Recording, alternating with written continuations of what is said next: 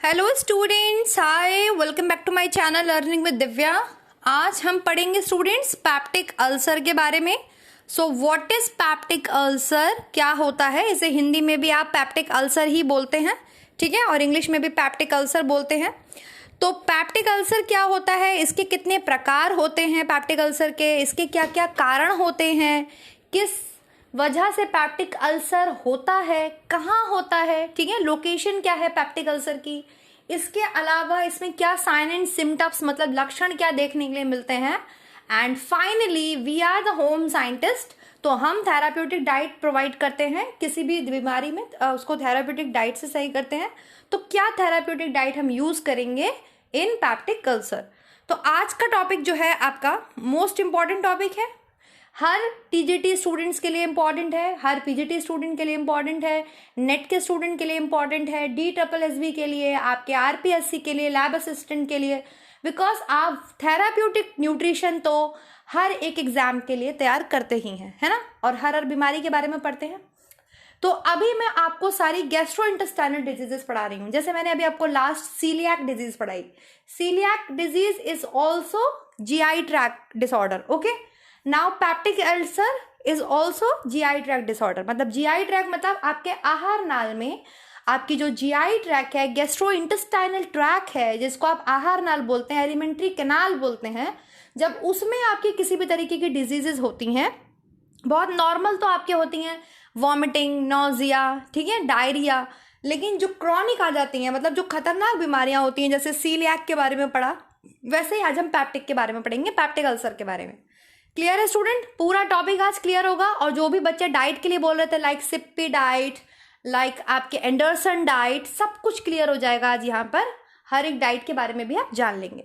So let's start the topic.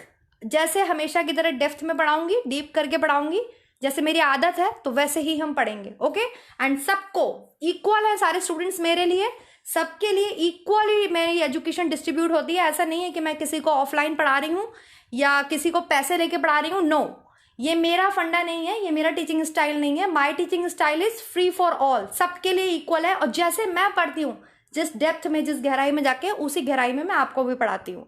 Okay, so keep supporting my channel. Thank you so much students. चलिए फिर start कर लेते हैं। हमने बहुत बातें कर ली। पैप्टिक अल्सर क्या है, सबसे पहले आपको समझना है। तो peptic ulcer formation in the upper GI track. जब अल्सर कभी भी आपके अपर GI ट्रैक में फॉर्म होता है and that affect the lining of GI track, तो उसको हम बोलते हैं आपके पैप्टिक अल्सर। पैप्टिक अल्सर क्या है? अल्सर कहाँ कॉज हो रहा है, आपके कहाँ पे बढ़ रहा है अल्सर? अपर GI ट्रैक। अपर GI ट्रैक मतलब ये जो पूरा GI ट्रैक है, इसमें ऊपर वाले भाग में जब आपके अल्सर होता है, उसकी लाइनिंग को अफेक्ट करता है, GI ट्रैक की लाइनिंग्स, जो कि मोस्ट इंपॉर्टेंट है आपको समझना। और मैं आपको हर बार पाचन तंत्र जब से पढ़ा रही हूँ तब से समझा रही हूँ कि GI ट्रैक में आपकी 3 लाइनिंग्स होती हैं। सबसे इनर मोस्ट लेयर को म्यूकोजल लेयर कहते हैं, श्लेष्मा लेयर बोलते हैं, जो म्यूकोसा सिक्रीट करती है।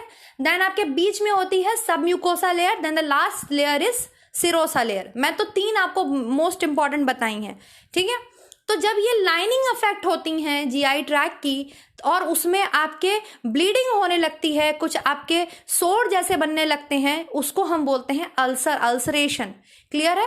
तो पैप्टिक अल्सर क्या है? अल्सर हो जाना आपके अपर GI ट्रैक में, और जो GI ट्रैक की लाइनिंग है उसका किसी भी कारणवश नष्ट होना, वो आपके कहलाता है अल्सर। उसमें ब्लीडिंग होना, उसमें सोर हो जाना, सोर मतलब उसमें बड़े बड़े से छेद से हो जाना, या फिर उसमें बड़े बड़े से दाने से हो जाना, उसको हम बोलते हैं अल्सर। क्लियर है? So what are the types of ulcer? देखो, पैप्टिक अल्सर जो होता है ये 3 तरीके का होता है स्टूडेंट। पैप्टिक अल्सर आपके 3 तरीके का होता है। तो हम पैप्टिक अल्सर टाइप पढ़ेंगे। अगर आपके पैप्टिक अल्सर, ये आपके ऊपर से ईसोफेगस आ रहा है, oesophagus is called food pipe. इसको हिंदी में क्या बोलते हैं? आई थिंक इसे ग्रास नली या ग्रसनी बोलते हैं, है ना। तो ईसोफेगस, अगर upper segment of the oesophagus मतलब ऊपर वाले पार्ट में, जहां से ईसोफेगस, फूड पाइप, ग्रास नली आपके पेट से जुड़ी होती है, स्टमक से जुड़ी होती है, ये स्टमक है, तो अगर आपके इस ऊपर वाले पार्ट में जहां से ईसोफेगस आपके स्टमक से जुड़ी हुई है वहां पर अल्सर हो रहा है तो it is called oesophageal ulcer. इसको क्या बोलते हैं? Oesophageal ulcer. मतलब आपके ग्रास नली जहां से आपके स्टमक से आपके आमाशय से जुड़ रही है वहां पर अल्सर कॉज हो रहा है तो उसको बोलते हैं ईसोफेगल अल्सर। क्लियर? दूसरा टाइप होता है अल्सर का स्टूडेंट आपके स्टमक में। स्टमक के हमने पार्ट पढ़े थे, this is cardiac, this is फंडक, देन बॉडी, देन पाइलोरी। तो अगर आपके स्टमक में अल्सर कॉज हो रहा है तो उसको बोलते हैं आपके गैस्ट्रिक अल्सर या आप बोलेंगे इसको stomach ulcer. First type is oesophageal ulcer. जब ईसोफेगस पाइप में आपके, वो भी कहां पर ईसोफेगस में अल्सर हो रहा है? Lower segment. लेकिन वो किससे जुड़ा है? आपके अपर सेगमेंट, मतलब upper part of the stomach. फिर से समझिए, देखिए जो ईसोफेगस है ये आपके, मान लो ये आपका मुख है, ठीक है, और मुख से जुड़ के ऐसे नीचे आ रहा है, देन ये आपके स्टमक से जुड़ा होता है। फर्स्ट ऑफ ऑल मैं अपना थोड़ा कलर चेंज करती हूँ गाइस, ये ब्लू ले लेती हूँ, है ना, आप समझ में आएगा क्योंकि रेड मैंने यूज किया है। हाँ, तो मान लो ये हमारा मुख है, क्या है? हमारा मुख है। तो मुख में आपके ये मुख है, यहाँ से आपके जो पाइप आ रहा है ईसोफेगस, और ये आपके जुड़ा है स्टमक से, ठीक है। बहुत गंदा बना है, कोई बात नहीं है। तो ईसोफेगस का लोअर सेगमेंट एंड आपके स्टमक का अपर सेगमेंट।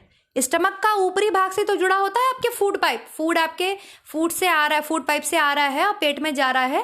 तो ईसोफेगस का लोअर सेगमेंट है, मतलब लोअर सेगमेंट मतलब निचला भाग, ठीक है, फूड पाइप के निचले भाग में और आपके स्टमक के ऊपरी भाग में अगर अल्सर कॉज हो रहा है तो इसको बोलते हैं स्टूडेंट आपके ईसोफेगल अल्सर। क्लियर है? अगर आपके स्टमक में, अगर किसी पेशेंट के स्टमक में जो है आपके अल्सर कॉज हो रहा है तो ये कहलाता है गैस्ट्रिक अल्सर या फिर स्टमक अल्सर। इसके दोनों नाम हो सकते हैं, गैस्ट्रिक अल्सर या स्टमक अल्सर।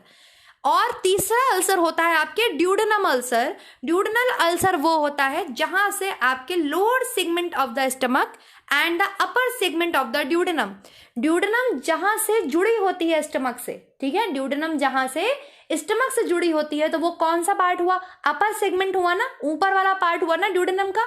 और स्टमक यहाँ पे खत्म हो रहा है तो स्टमक का कौन सा पार्ट हुआ? लास्ट पार्ट हुआ। तो जहां से स्टमक से ड्यूडेनम जुड़ती है, अगर उस जगह पर, मतलब अपर सेगमेंट में ड्यूडेनम के, अपर पार्ट में ड्यूडेनम के आपके अल्सर होता है तो उसको बोलते हैं duodenal ulcer. Duodenum is the part of small intestine. Small intestine is other name is small bowel. Small bowel, small intestine is known in Hindi is छोटी आंत. उसे हिंदी में क्या बोलते हैं? छोटी आंत. तो जब आपके छोटी आंत का जो ऊपरी भाग होता है ड्यूडेनम, इसको हिंदी में क्या बोलते हैं? ग्रहणी बोलते हैं।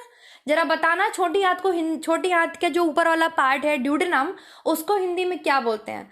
फटाफट से हिंदी मीडियम वाले मुझे कमेंट करो, उसे क्या बोलते हैं? ग्रहणी बोलते हैं। ये होमवर्क है आपका हिंदी मीडियम वालों के लिए, वो बताएंगे कि जो ड्यूडेनम पार्ट है उसको हिंदी में क्या बोला जाता है। तो अगर आपके पेप्टिक अल्सर की आपको लोकेशन समझ में आ गई, सबसे पहला जो टाइप है पेप्टिक अल्सर का वो है आपके oesophageal ulcer. Oesophageal ulcer is caused in oesophagus. जब आपके ईसोफेगस पाइप में, फूड पाइप के निचले भाग में जो हिस्सा आमाशय से जुड़ा होता है वहां पर अल्सर होता है तो उसको ईसोफेगल अल्सर बोलते हैं। अगर आपके पेट में अल्सर हो रहा है किसी पेशेंट के तो उसको गैस्ट्रिक अल्सर या स्टमक अल्सर बोलते हैं। और अगर किसी व्यक्ति की ड्यूडेनम में, ड्यूडेनम जो कि छोटी आंत का सबसे पहला भाग होता है, सबसे ऊपरी हिस्सा होता है, वह हिस्सा होता है जो अमाशय के साथ जुड़ा हुआ होता है, तो अगर इस भाग में किसी भी पेशेंट के अल्सर कॉज हो रहा है तो वो कहलाता है आपके ड्यूडेनल अल्सर।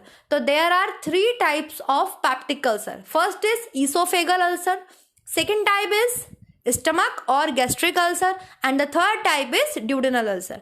पहला प्रकार है जो कि आपके ग्रास नली में होने वाला अल्सर है, दूसरा प्रकार है जो कि आपके आमाशय में होने वाला अल्सर है, और तीसरा प्रकार है जो कि आपके छोटी आंत के ऊपरी भाग ड्यूडेनम में होने वाला अल्सर है। क्लियर है स्टूडेंट? अब आप नोट्स बना लेंगे। सबसे पहले आपको पेप्टिक अल्सर समझ में आया। पेप्टिक अल्सर क्या है? अल्सर है जो कहाँ पे फॉर्म हो रहा है, आपके कहाँ पे बन रहा है, अपर जीआई ट्रैक, मतलब आपकी जो आहार नलिका है, जो आपकी एलिमेंट्री कैनाल है, उसके ऊपरी भाग में आपको किसी भी पेशेंट को अल्सर कॉज हो रहा है, उसमें क्या हो रही है, ब्लीडिंग हो रही है, मतलब रक्त स्राव हो रहा है, सोर बन रहे हैं, छेद हो जा रहे हैं या दाने जैसे फॉर्म हो रहे हैं, उस अवस्था को बोलते हैं हम पैप्टिक अल्सर। क्लियर है, समझ में आ रहा है सभी स्टूडेंट्स को? कोई प्रॉब्लम, कोई इश्यूज तो नहीं है? तो आप हम मुझे जो है फटाफट से क्या करेंगे, कमेंट करेंगे, ठीक है। और कहाँ पर ये फुंसियां बन रही हैं, कहाँ पर ये घाव बन रहे हैं, आपकी जीआई लाइनिंग में, स्टमक लाइनिंग में, जीआई ट्रैक की जो लाइनिंग है, सबसे इंटरनल लाइनिंग होती है आपके, जिसको हम बोलते हैं आपके म्यूकोजल लेयर। सबसे इनर मोस्ट लेयर कौन सी होती है आपके? म्यूकोसा लेयर होती है, श्लेष्मा लेयर होती है। मैंने ये क्वेश्चन टेलीग्राम पर भी पूछा था। म्यूकोसा लेयर होती है। ये म्यूकोसा लेयर क्या करती है, अगर हम आमाशय में बात करें तो म्यूकोसा लेयर में आपके बहुत सारे सेल्स पाए जाते हैं, ठीक है। जैसे मैंने आपको पढ़ाया था, कौन कौन से सेल्स पाए जाते हैं? पैराइटल सेल्स जो क्या निकालते हैं, एचसीएल निकालते हैं। चीफ सेल्स जो किसका सिक्रीशन करते हैं, आपके पेप्सिनोजन का। Pepsinogen is a inactive form of pepsin. तो जब पेप्सिनोजन एचसीएल के साथ एचसीएल उस पर वर्क करता है तो पेप्सिनोजन आपके पेप्सिन में कन्वर्ट होता है। समझाया है ना मैंने आपको, पूरा डाइजेशन में, एब्जॉर्प्शन में, सब में समझाया है। एंड क्या इसमें सिक्रेट होता है, आपके गैस्ट्रिक हार्मोन सिक्रेट होता है, जो कि गैस्ट्रिक जूस को सिक्रेट करता है, जो कि आपके जी सेल्स करती हैं।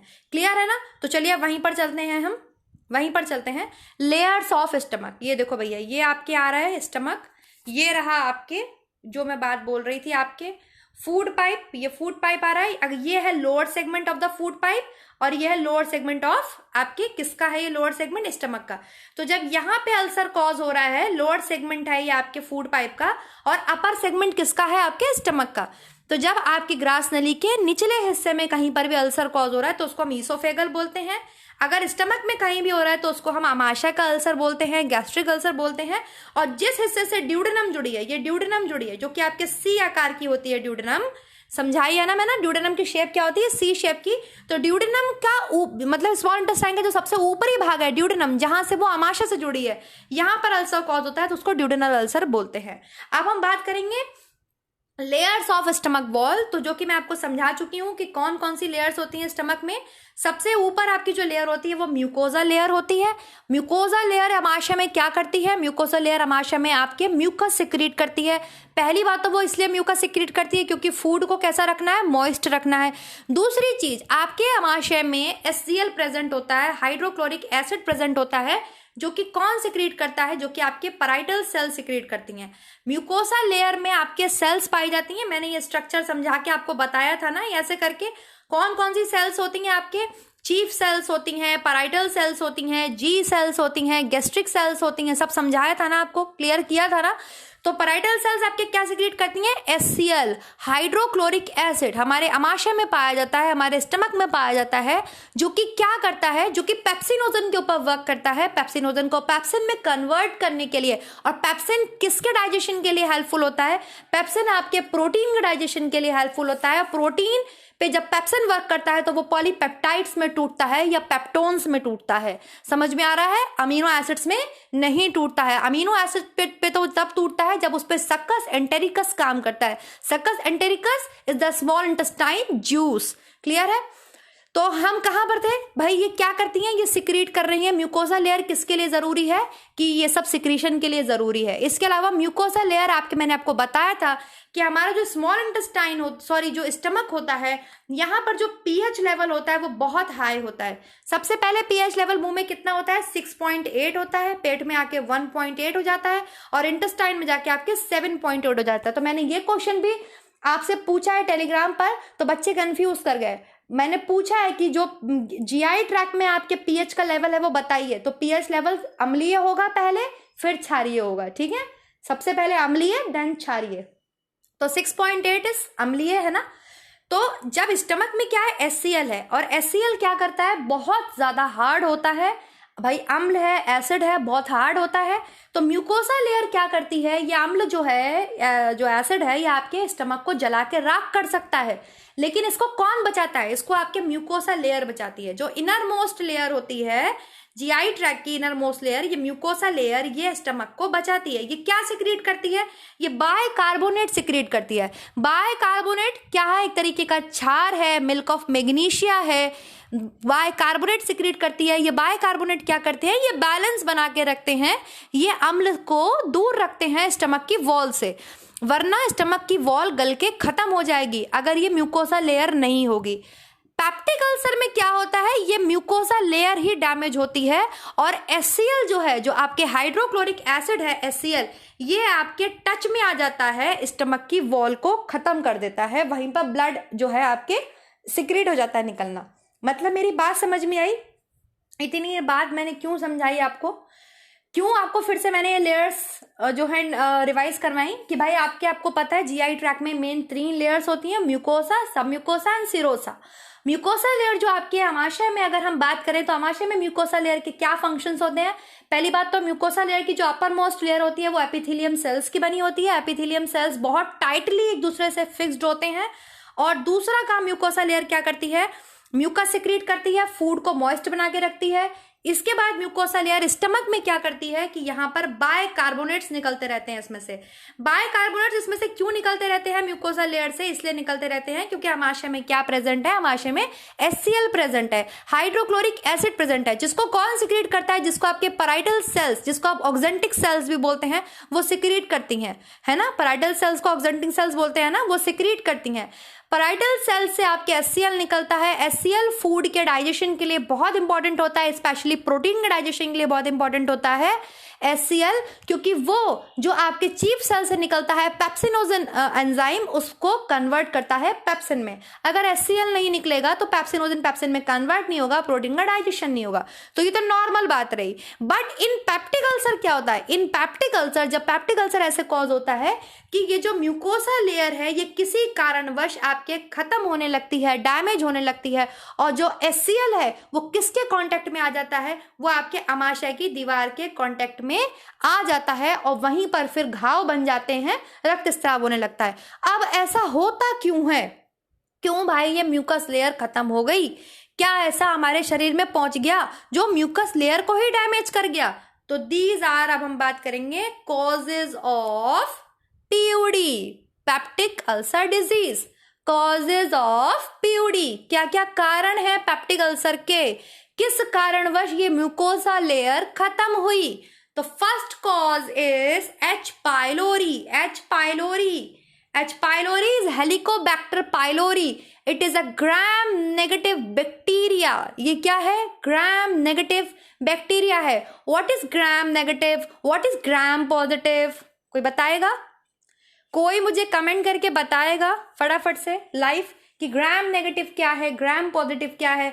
मैं समझा चुकी हूं, ये क्वेश्चन एलटी ग्रेड में पूछा गया था कि ई कोलाई क्या है। E coli is a gram negative bacteria.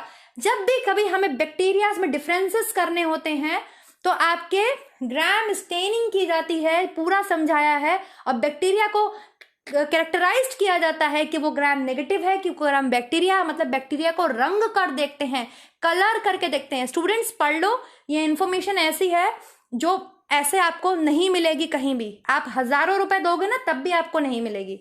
मैंने बहुत मेहनत से आपको समझाया है ग्राम पॉजिटिव बैक्टीरियाज क्या होते हैं, ग्राम नेगेटिव बैक्टीरियाज क्या होते हैं, उन्हें समझो।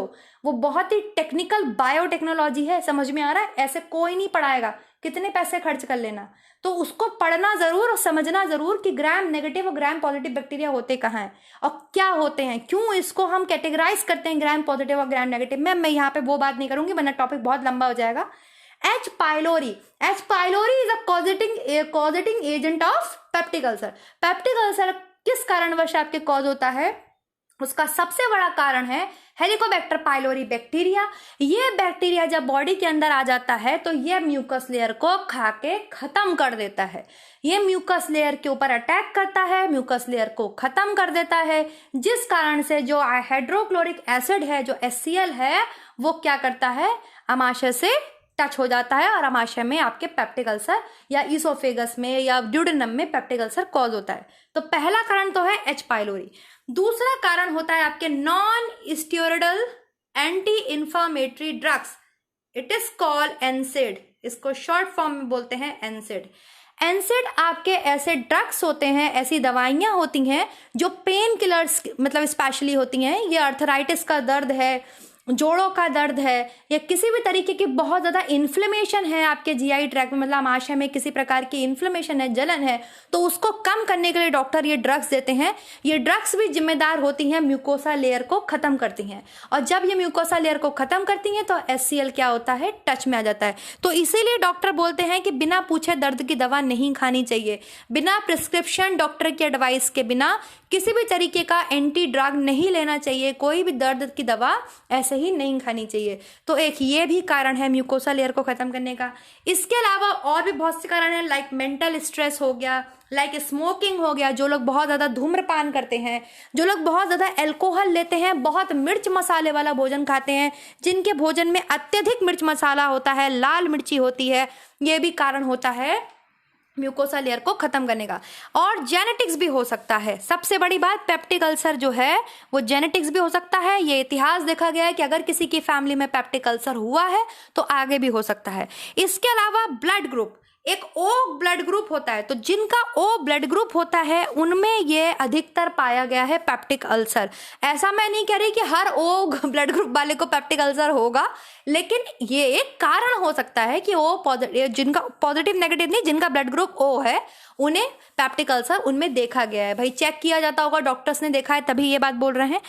इसके कारण और एक कारण है कि आपके आमाशय में किसी भी कारणवश अम्लीय वृद्धि हो गई, मतलब जो HCl है वो ज्यादा निकल गया।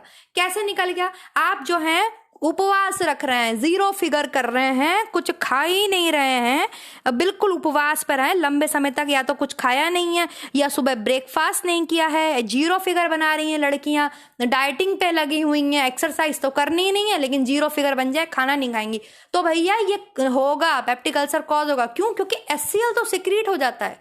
HCl किसी भी कारणवश सिक्रीट हो सकता है बॉडी में। मैंने आपको क्या बताया था, फूड को देखते आपका लालच हो गया, मन तो हो गया खाना खाने का, लेकिन आपने अपनी 0 फिगर के मारे खाया नहीं, तो जैसे ही मुंह में लार सिक्रीट होती है, नीचे गैस्ट्रिक जूसेस भी सिक्रीट हो जाते हैं। मैंने बताया था ना।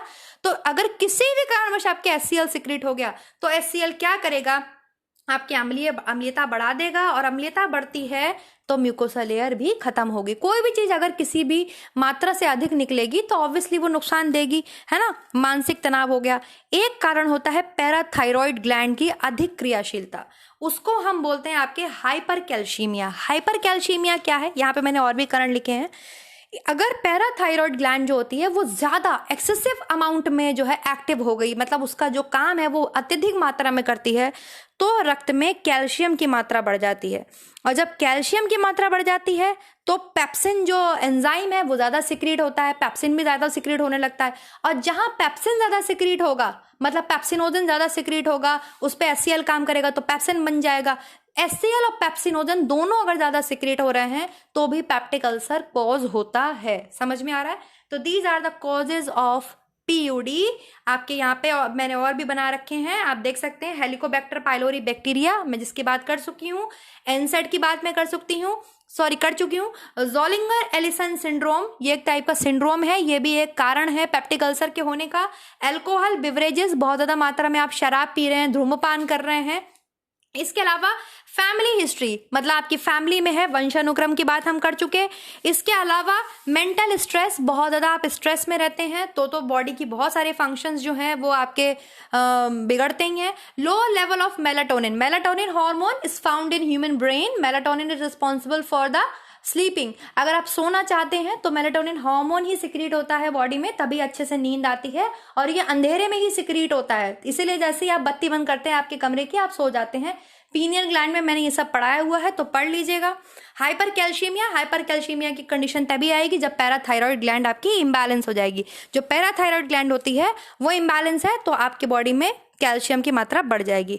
इसके अलावा ब्लड शुगर लेवल, वही बात है, बहुत ज्यादा भूखे हैं, उपवास की स्थिति रख रखी है, 0 फिगर बनाने में लगे पड़े हैं, तो क्या होगा, रक्त शर्करा, ब्लड में जो ब्लड शुगर लेवल है वो कम हो सकता है।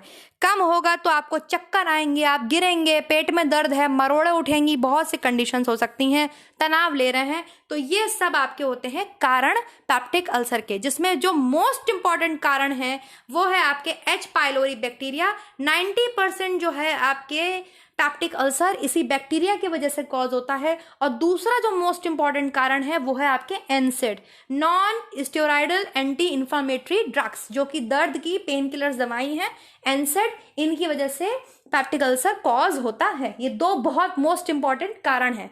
इसके अलावा और भी मैंने जितने बताए वो भी कारण हैं।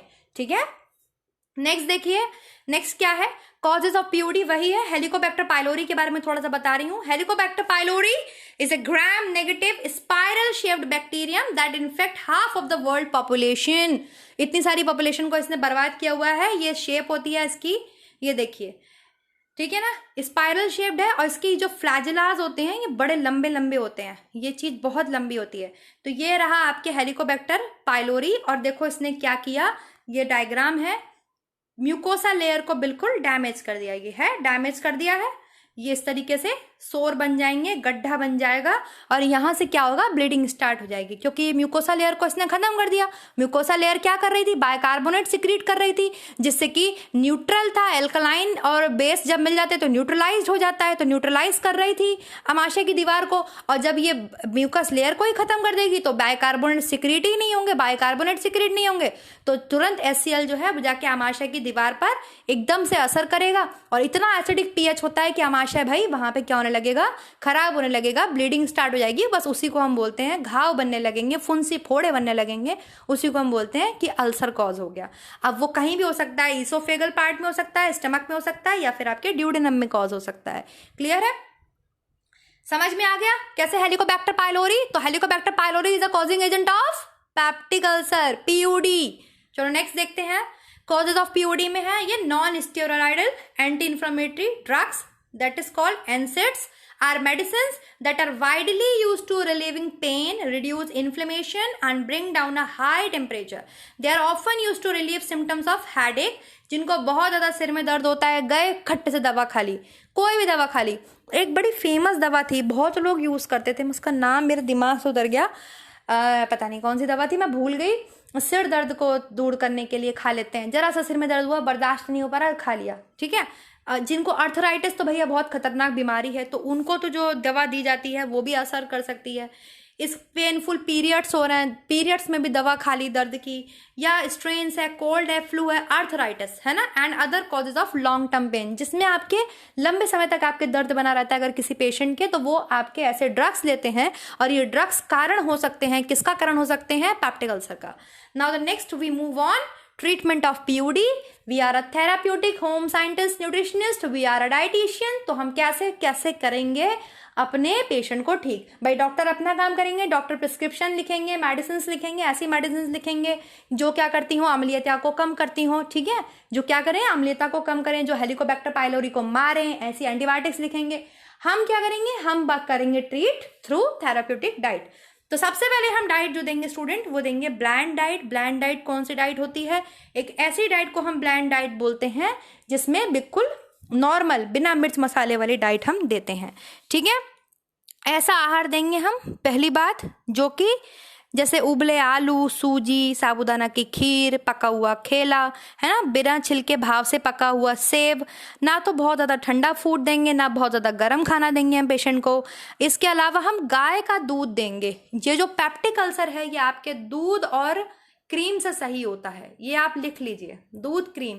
दूध क्रीम का इसमें बहुत यूज़ होता है पेप्टिक अल्सर में, लेकिन हमें इस बात का ध्यान रखना होगा कि दूध कैसा होगा, दूध आपके लो फैट मिल्क होगा, बटर मिल्क होगा, कॉटेज चीज होगा, कंडेंस्ड मिल्क होगा, योगर्ट होगा, मिल्क चीज होगा। फुल क्रीम मिल्क हम नहीं यूज करेंगे, क्योंकि हम इस बीमारी में इस गाय का दूध सबसे सर्वोत्तम आहार है, उसे अधिक मात्रा में देना चाहिए। और खाने के लिए जो आप आवरली फीडिंग का यूज करेंगे, आवरली फीडिंग मतलब हर समय अंतराल पे आप देते रहेंगे, हर 1 घंटे के बाद 12 घंटे तक फूड देंगे आप, हर एक अंतराल में देंगे, थोड़ी थोड़ी अमाउंट में फूड देंगे। नमक का प्रयोग ज़्यादा नहीं करेंगे, ठीक है। रेशा बहुत कम मात्रा में देंगे, मतलब आप क्या देंगे, लो फाइबर डाइट देंगे। सबसे पहले तो आप ध्यान से ये सब चीज़ें लिख लीजिए, कैसी डाइट देंगे, लो फाइबर डाइट। भाई रेशा नहीं देंगे बिल्कुल भी, ठीक है। बिल्कुल हल्का खाना देंगे, ब्लैंड डाइट देंगे, सब्जियों का सूप देंगे। इसके अलावा ऐसा कोई फूड नहीं देंगे जिससे कि अम्लता बढ़े, जैसे कि आप अचार नहीं देंगे, चटनी नहीं देंगे, पापड़ नहीं देंगे, सिरका नहीं देंगे, ठीक है। मांस बिल्कुल नहीं देंगे, मीट बिल्कुल भी प्रयोग नहीं करेंगे पेशेंट के फूड में। इसके अलावा आप क्या, अल्कोहल है, तंबाकू, चाय, कॉफी, मिर्च मसाले बिल्कुल नहीं यूज करेंगे, ठीक है।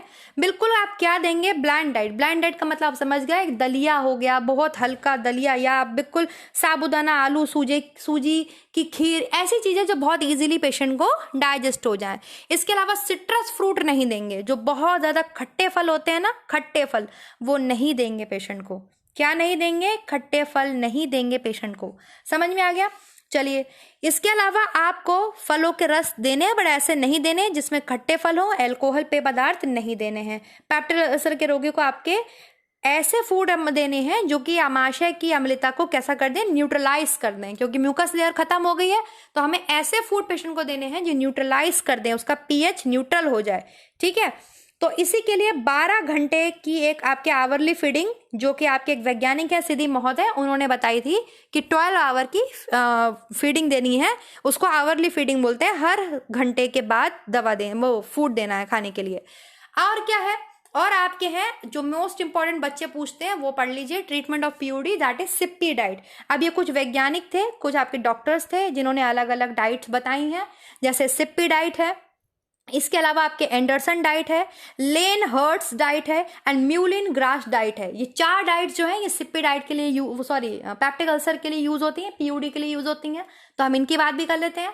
तो सबसे मोस्ट इंपॉर्टेंट पहली डाइट है आपके सिप्पी डाइट, ये रहे आपके डॉक्टर सिप्पी। सिप्पी डाइट क्या है, एक ब्लैंड डाइट है, एक ब्लैंड डाइट है, मतलब बिल्कुल बिना मिर्च मसाले की, बिना अल्कोहल, बिना चाय, बिना कॉफी, बिना मतलब मसाले की एक ऐसी डाइट है जिसमें स्पेशली दूध और क्रीम को बराबर की मात्रा में मिला करके हर पेशेंट को दिया जाता है, ठीक है, जिससे उसको कैल्शियम बाइकार्बोनेट, मैग्नीशियम बाइसिलिकेट यूज करके, स्पेशली दूध और क्रीम को, इसमें लिखा है peptic ulcer consisting mainly of measured amount of milk and cream, दूध और क्रीम को मिला करके देना है पेशेंट को। मैं आपको पहले ही बता चुकी हूँ दूध कैसा देना है, बहुत ज्यादा फैट वाला नहीं देना है, जो प्योर फैट मिल्क आता है वो नहीं देना है।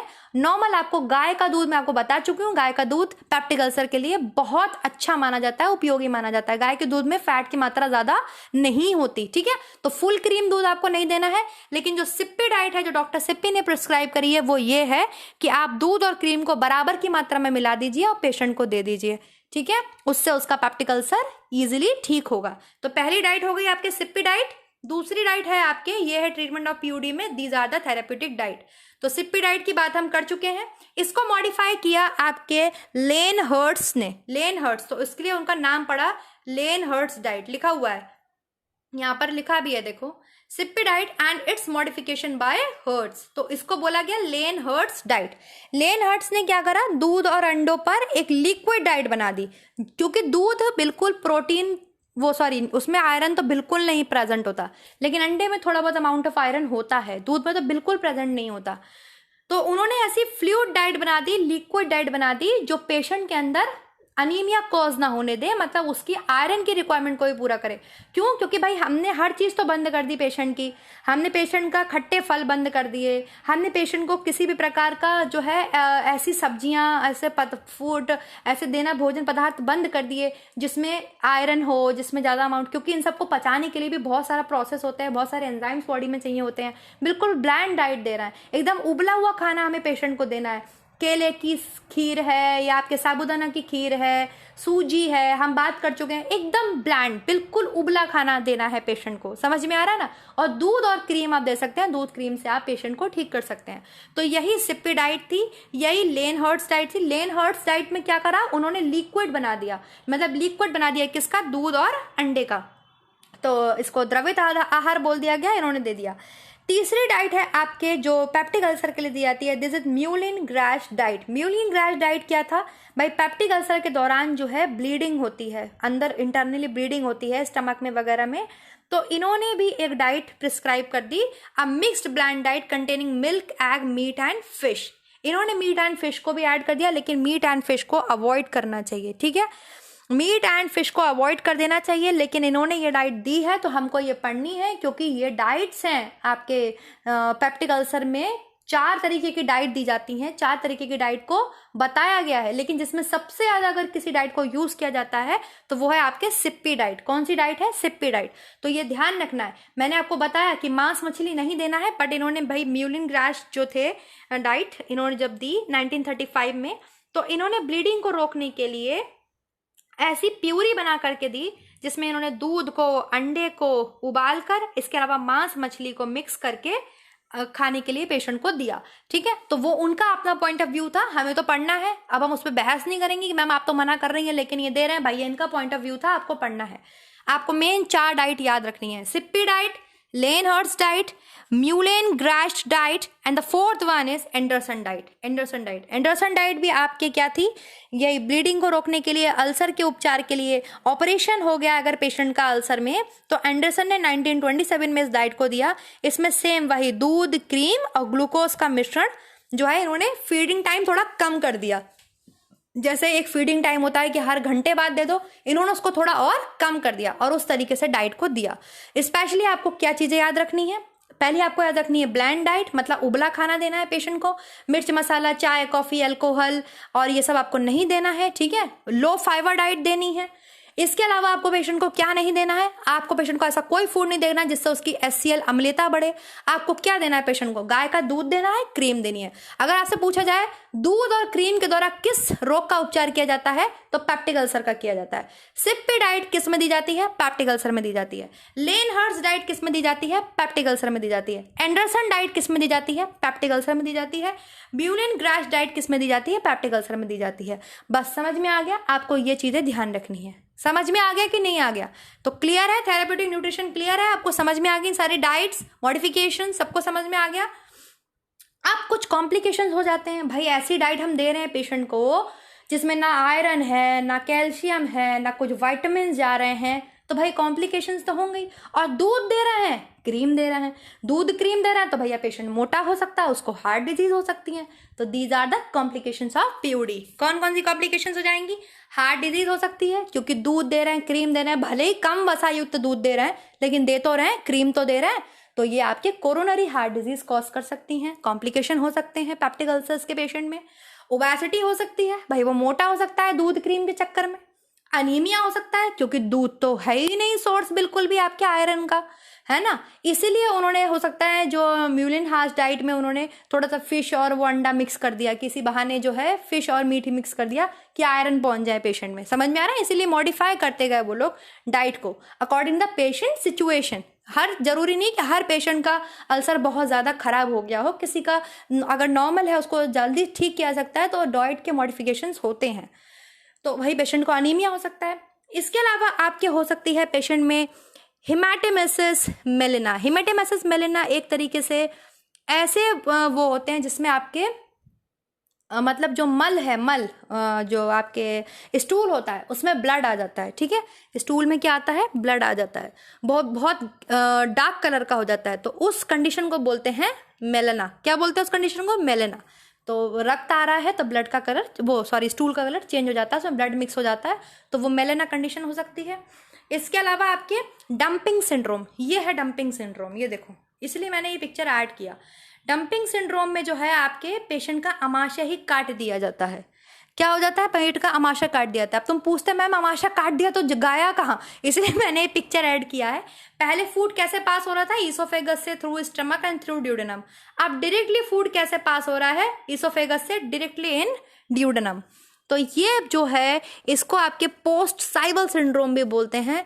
इसमें आपके जो है अमाशय को ही निकाल देते हैं, अलग कर देते हैं। समझ में आ रहा है? तो इसमें जो है फूड को बहुत ध्यान से देना होता है, और जो है इसमें डायरेक्ट जो है फूड अमाशय में रहता ही नहीं है, डायरेक्टली आपके कहाँ पहुंच जाता है? स्मॉल इंटेस्टाइन में पहुंच जाता है। क्लियर है? समझ में आ गया?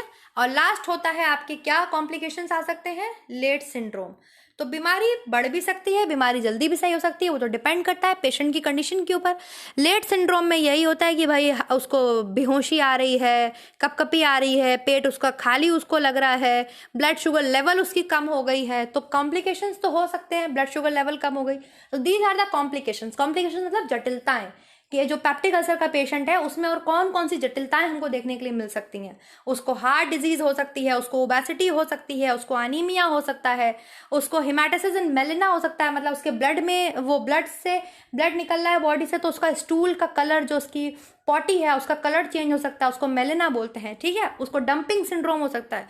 डंपिंग सिंड्रोम तो सबसे खतरनाक है, उसका पेट ही काट के अलग कर दिया, फूड डायरेक्टली फूड पाइप से कहाँ जा रहा है, स्टमक में जा रहा है। और लेट सिंड्रोम हो सकता है, मतलब उसको चक्कर आ सकते हैं, उसको बेहोशी हो सकती है, ब्लड शुगर लेवल उसका कम हो सकता है। तो दिस इज पेप्टिक अल्सर। खत्म होता है ये वीडियो आपका।